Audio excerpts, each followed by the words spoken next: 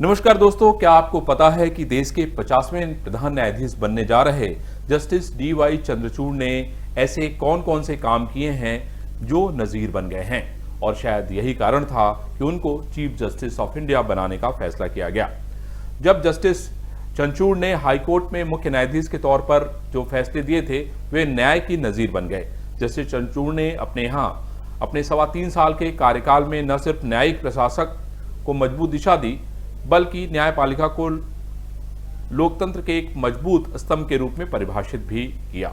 Allahabad high court की 150वीं वर्षगांठ के अवसर पर आयोजित समारोह के उद्घाटन पर उन्होंने अपनी दूरदर्शी सोच से देश की न्यायपालिका को इंफॉर्मेशन टेक्नोलॉजी का वह आयाम स्थापित कराया जो कोरोना काल में वादियों के लिए वरदान साबित हुआ। देश में न्यायपालिका के पहले सूचना तकनीकी केंद्र की रूपरेखा तत्कालीन चीफ जस्टिस चंद्रचूड़ के निर्देशन में ही तैयार हुई। इसके अलावा एशिया के सबसे बड़े हाईकोर्ट का डिजिटलाइजेशन का कार्य भी उन्होंने ही शुरू कराया। 7 जजों की बृहद पीठ बनाकर निचली अदालतों की सुरक्षा की मॉनिटरिंग की। नतीजा, राज्य सरकार ने इसके लिए अलग से बजट भी निर्धारित किया।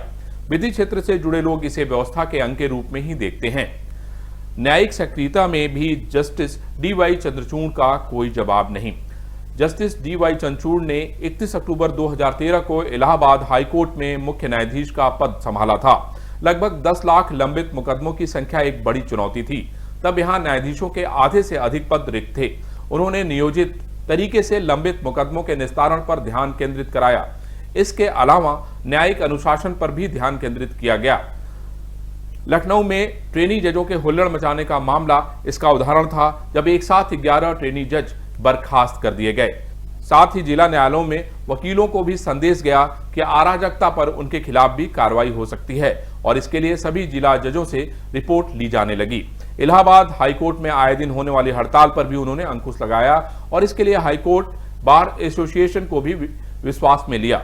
लोकायुक्त प्रकरण में भी उन्होंने न्यायपालिका की साख को और ऊंचाई पर ले जाने का काम किया। कहा, हमें जयराम ठाकुर पर गर्व है। एशिया के सबसे बड़े हाईकोर्ट के चीफ जस्टिस चंद्रचूड़ के बड़े फैसले।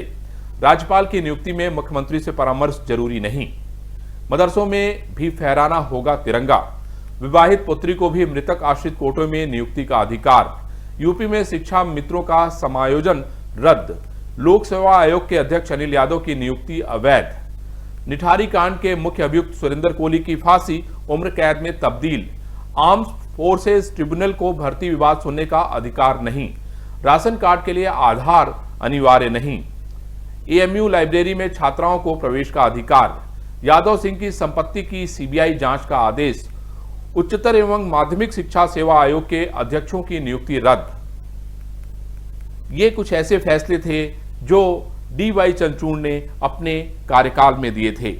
मैं आपको ये भी बता दूं कि जस्टिस DY चंद्रचूड़ के पिता भी इस देश के प्रधान न्यायाधीश रहे हैं, और ये इसे संयोग ही कहा जाएगा कि पिता और पुत्र दोनों को इस देश का प्रधान न्यायाधीश बनने का मौका मिला।